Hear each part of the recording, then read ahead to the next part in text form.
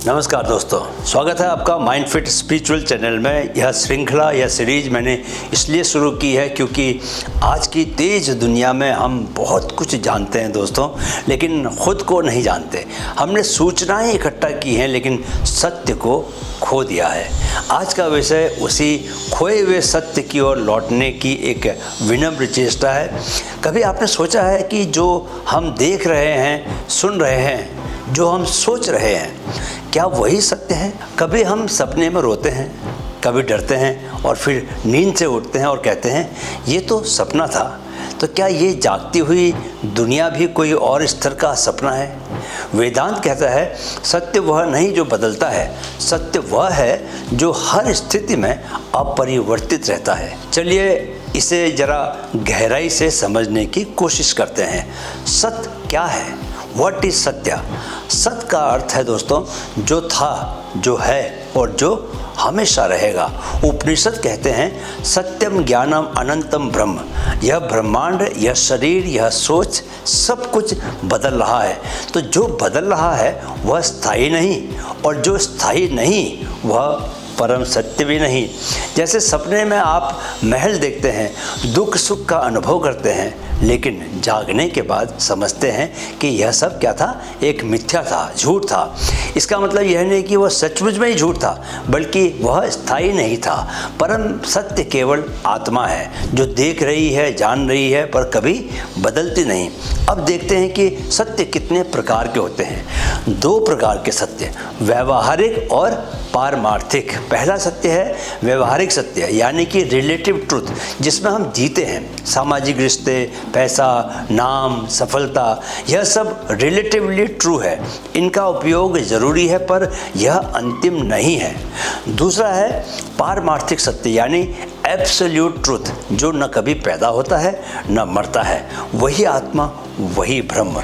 जैसे मृग तृष्णा में पानी दिखाई देता है लेकिन पास जाने पर पानी नहीं होता, यह ब्रह्म सत्य का ब्रह्म है। अब आता है सबसे बड़ा सवाल, सत्य का अनुभव कैसे हो? ध्यान से नहीं, ध्यान में, शास्त्र से नहीं, शास्त्र की सहायता से, आत्म अनुभव से। जब विचार थमते हैं दोस्तों, जब इंद्रियां शांत होती हैं, तब जो बचता है वही सत्य है। आप खुद से प्रश्न करें, जो मैं हूँ क्या वो शरीर है जो बदलता है? क्या मैं वो मन हूँ जो रोज़ कुछ नया सोचता है? या वो साक्षी हूँ जो इन सब को निरंतर देख रहा है? सत्य को बेहतर समझने के लिए चलिए सुनते हैं कुछ कहानियाँ, सत्य की कहानियाँ। पहली कहानी, अष्टावक्र और राजा जनक। राजा जनक को आत्मज्ञान की तीव्र प्यास थी। उन्होंने अनेक शास्त्र पढ़े, साधना की, पर शांति नहीं मिली। एक दिन वह महर्षि अष्टावक्र के पास पहुँचे और बोले, मुझे आत्मज्ञान कब मिलेगा? अष्टावक्र मुस्कुराए और बोले, अगर तुम इस क्षण अपने आप को शरीर और मन मानना छोड़ दो और केवल देखने वाले बन जाओ, तो इसी क्षण तुम्हें आत्मा का अनुभव हो सकता है। राजा जनक ने पूछा, इतना आसान? अष्टावक्र ने कहा, ज्ञान कठिन नहीं है, केवल तुम्हारा चिपकाव, तुम्हारा उससे अटैचमेंट, तुम्हारा चिपटना कठिन है। राजा जनक उसी क्षण ध्यान मग्न हो गए। उनका मैं, यानी राजा होने का मैं, पिता होने का मैं, शरीर होने का मैं, सब मिट गया और वे सत्य को अनुभव कर गए। यह कहानी दोस्तों हमें सिखाती है कि सत्य बाहर नहीं, भीतर है, और वह अभी भी उपलब्ध है यदि हम उससे अलग दिखने वाली माया को हटा दें। दूसरी कहानी है एक बर्फ का टुकड़ा। संसार की प्रतीक कथा। एक बच्चा खेलते हुए बर्फ का टुकड़ा उठाता है और कहता है, ये मेरा है। धीरे धीरे बर्फ उसके हाथ में पिघलने लगती है तो वह उसे और ज़्यादा कस के पकड़ लेता है, पर बर्फ़ की प्रकृति है पिघल जाना। जब बर्फ़ पूरी पिघल जाती है तो बच्चा रोने लगता है, मेरा बर्फ़ चला गया, मेरा बर्फ़ चला गया। यही संसार है। हम चीज़ों को मेरा कहकर पकड़ते हैं, घर, नाम, रिश्ते, पैसा, रूप, सफलता, पर सबका स्वभाव है बदलना, और जो बदलता है दोस्तों वह स्थायी नहीं हो सकता। सत्य यह नहीं कि वह चीज़ें नहीं थीं, बल्कि यह कि वे क्षणिक थी, कुछ देर के लिए पैदा हुई और चली गई। यही उन चीज़ों का स्वभाव था। चलिए अब जानते हैं कि सत्य का जीवन में क्या प्रभाव पड़ता है। इम्पैक्ट ऑफ सत्य ऑन लाइफ। दोस्तों, जब हम सत्य को पहचानते हैं कि मैं शरीर, भाव, विचार नहीं हूँ, मैं साक्षी आत्मा हूँ, तो जीवन में कई स्तरों पर परिवर्तन होता है।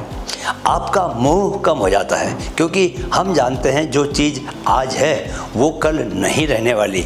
हम उनसे प्यार करते हैं पर उन पर निर्भर नहीं रहते। जो बदलता है उससे अटैचमेंट ही दुख का कारण है। दूसरा, अहंकार घटता है। अब हम खुद को पद, नाम, पहचान से नहीं जोड़ते। मैं लेखक हूँ, मैं सफल हूँ, मैं असफल हूँ, ये सब भूमिकाएं हैं, मैं नहीं। राइट। जब मैं आई रूप बदलता है तो ईगो डिसॉल्व होता है। राइट। तीसरा, डर कम होता है। जो आत्मा है उसे कोई जला नहीं सकता, काट नहीं सकता, नष्ट नहीं कर सकता। नैनम छिंदन्ति शस्त्राणि, गीता में कहा गया है ना, जिसे कुछ खोना नहीं दोस्तों, उसे डर कैसा। राइट। चौथा, जीवन सरल और स्पष्ट होता है। अब हर निर्णय क्लैरिटी से आता है, न भावनाओं में उलझकर, न समाज के डर से। एकदम आप अपने भरोसे से कोई फैसला लेते हैं। सत्य पूरी तरह से क्लैरिटी से आता है, जटिलता से नहीं आता। अंत में यही सत्य है, क्या? जो देखने वाला है वह सच्चा है, बाकी सब क्या है? दृश्य है, जो आते हैं और चले जाते हैं। सत्य कोई सिद्धांत नहीं, यह एक अनुभव है जो भीतर मौन में घटता है। याद रखिए मित्रों, झूठ को पकड़ने में सारी जिंदगी बीत जाती है और सत्य चुपचाप भीतर बैठा रहता है। सत्य कोई शब्द नहीं, वह मौन है जो आपको बुला रहा है। अगले वीडियो में हम बात करेंगे ज्ञान क्या है और क्यों केवल पढ़ना ही पर्याप्त नहीं होता। क्या ज्ञान का अर्थ केवल जानकारी है या कोई गहरी अंतः प्रज्ञा? जुड़िए माइंडफिट स्पिरिचुअल से, जहां हर विचार मौन को छूता है। वीडियो देखने के लिए दिल से आभार। मेरे साथ कहें, मन में है तो मुमकिन है। नमस्कार।